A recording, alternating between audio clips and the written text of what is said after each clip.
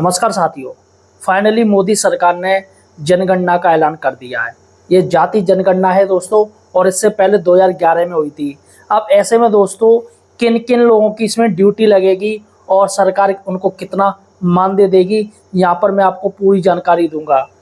यहाँ पर दोस्तों मैं आपको सटीक जानकारी लाता हूँ, सरकार से रिलेटेड हर जानकारी, चाहे वो सरकारी नौकरी हो, चाहे कोई सरकारी स्कीम हो, सारी जानकारी आपको सटीक मिलेगी।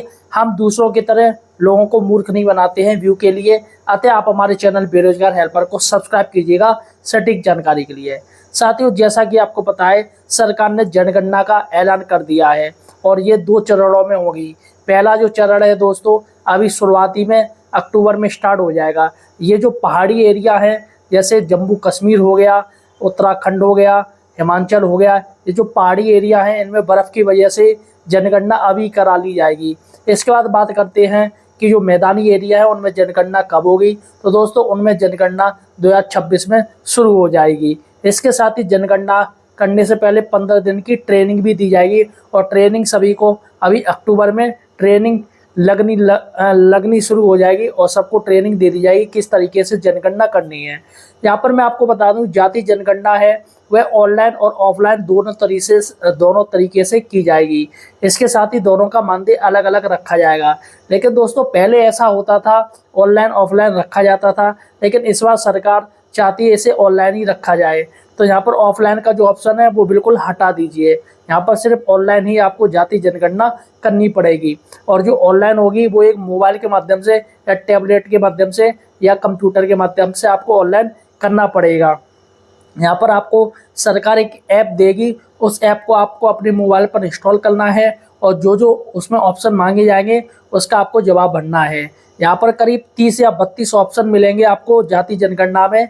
सारा कुछ सरकार उसमें पूछेगी, किस जाति से है, कौन सा धर्म है, आय कैसी स्थिति है, कितना गरीब है, पिछड़ा है, ये सारा कुछ आपको भरना पड़ेगा। उस 32 जो पॉइंट सरकार देगी, सारे आपको ऑप्शन टिक करने पड़ेंगे। बिना ऑप्शन टिक किए वो फाइनल सबमिट नहीं माना जाएगा। तो अतः आपको ऑप्शन सारे टिक करने पड़ेंगे, तभी वह सबमिट हो पाएगा, अंततः वह पेंडिंग शो होता रहेगा। ये सारी जानकारी आपको ट्रेनिंग में बता दी जाएगी। अब बात करते हैं किन किन लोगों की इसमें ड्यूटी लगेगी। तो देखिएगा, जाति जनगणना हो चाहे जनगणना हो, वह ग्रामीण स्तर में सबसे ज़्यादा होती है और सबसे ज़्यादा महत्व भी दिया जाता है। तो यहाँ पर टीचर्स सबसे ज़्यादा इस जनगणना को करते हैं। आज तक जो 2011 में जनगणना हुई थी, उससे पहले हुई थी, उसमें बेसिक शिक्षक हैं, जूनियर टीचर है, चाहे माध्यमिक टीचर है, वही इसको करते हैं। तो इस बार सरकार ने थोड़ा बहुत चेंजिंग कर दिया है, इसमें बेसिक टीचर तो आएंगे ही आएंगे। इसके साथ ही आंगनवाड़ी कार्यकर्ताओं को भी लिया जाएगा इस जनगणना में, शिक्षा मित्रों को भी लिया जाएगा, अनुदेशक को भी लिया जाएगा, और माध्यमिक के जो टीचर हैं उनको भी लिया जाएगा, और प्राइमरी के तो टीचर इसमें आएंगे ही आएंगे। अब बात करते हैं कि इनका मानदेय क्या रहेगा, सरकार इनको कितना पैसा देगी। देखिएगा, पहले जो था वो 25,000 रुपये था। 25,000 रुपये यानी 15,000 था वो ऑफलाइन लोगों को मिला था जो ऑफलाइन कर रहे थे, और 25,000 मिल रहा था जिन्होंने ऑनलाइन किया था। लेकिन दोस्तों अब महंगाई के अनुसार इसका बजट बढ़ा दिया गया है। इसका अब जो फिक्स रखा गया है वो करीब 35 से 45,000 रुपये। जी हाँ, 35,000 से 45,000 रुपये आपको जनगणना करने पर मिलेगा। क्योंकि दोस्तों इस बार जो जनगणना है वो बहुत डिफरेंट तरीके से है और खूब ज़्यादा माथापच्ची करने वाली है, इसलिए इसमें समय भी काफ़ी लगेगा। तो सरकार चाहती है कि इसका जो बजट है वो बढ़ा के 35 से 45,000 रुपये जो भी जनगणना करेगा उसको दिया जाएगा। और इसके साथ ही इसमें रजिस्टर मेंटेन भी आपको करना पड़ेगा। आपको एक रजिस्टर दिया जाएगा, काफ़ी मोटा होगा, काफ़ी पेज होंगे, उसको आपको मेंटेन करना पड़ेगा, उसमें सारी डिटेल लिखनी पड़ेगी, और वही डिटेल दोस्तों आपको ऑनलाइन भी लगानी पड़ेगी। फिलहाल दोस्तों ये जानकारी थी जो कि सटीक जानकारी है। जल्दी इसका नोटिफिकेशन जारी हो जाएगा और जल्दी ही आपको ट्रेनिंग के लिए नामित कर लिया जाएगा।